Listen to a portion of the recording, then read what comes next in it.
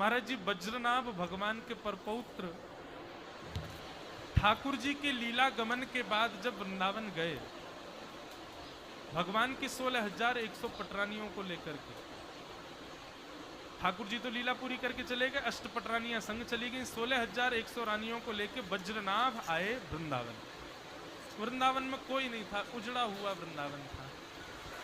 वज्रनाभ अपनी माताओं को दुखी व्यथित देख नहीं पाते थे, तब उन्होंने सांडिल्य मुनि से आज्ञा ली और आज्ञा लेकर के कहीं कहीं ऐसा बताते हैं कि कंस के कारागृह में, जिस कारागृह पर भगवान का अवतरण हुआ था और जिस शिला पर ठाकुर जी प्रकट हुए, उसी शिला से वज्रनाभ ने ठाकुर जी के विग्रहों का निर्माण कराया।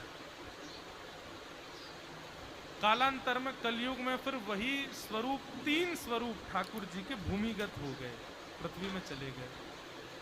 फिर हमारे वृंदावन में रसिक जन, आचार्य जनों ने आकर के अपने भजन बल से और अपने भाव बल से उन ठाकुर जी को पुनः प्रकट कर दिया। तो इन सप्त निधियों में 3 निधि तो वो हैं जो वज्रनाभ के द्वारा बनवाए हैं। कौन कौन से? श्री गोविंद देव जी, जो कि अब जयपुर में विराजते हैं। पहले वृंदावन में थे, मुगलों के आने पर जयपुर चले गए। दूसरे श्री मदन मोहन जी, जो करौली राजस्थान में विराजते हैं। ये भी पहले वृंदावन में थे, मुगलों के शासन पर ये भी राजस्थान चले गए वृंदावन से। तीसरे श्री गोपीनाथ जी, ये भी अभी जयपुर में विराजते हैं, ये भी मुगल शासन के समय पर चले गए।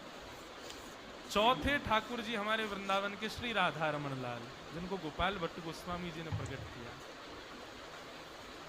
नरसिंह चतुर्दशी थी, गोपाल भट्ट गोस्वामी बोले आप प्रहलाद के लिए खम्भ से प्रकट होते हो, क्या मेरे लिए शालिग्राम से प्रकट नहीं होगे?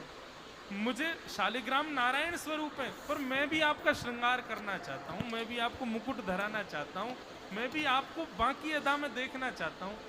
प्रहलाद के भाव से आर्तनाद करते हुए जब व्याकुल हुए श्री गोपाल भट्ट गोस्वामी, तो चौथे निधि हमारे वृंदावन में श्री राधा रमन लाल प्रकट हुए। पांचवें हमारे वृंदावन में महादेव के घर के ठाकुर जी, जैसे सबके घर के गोपाल जी होते हैं, ऐसे ही महादेव के घर के ठाकुर जी, श्वेत द्वीप में महादेव जिनकी सेवा करते हैं, ऐसे श्री राधा वल्लभ लाल जी प्रकट हुए। छठवें ठाकुर जी हमारे वृंदावन में श्री जुगल किशोर जी प्रकट हुए, जिनको श्री हरिराम व्यास जी ने प्रकट किया, जो कि अब पन्ना में विराजते हैं मध्य प्रदेश में।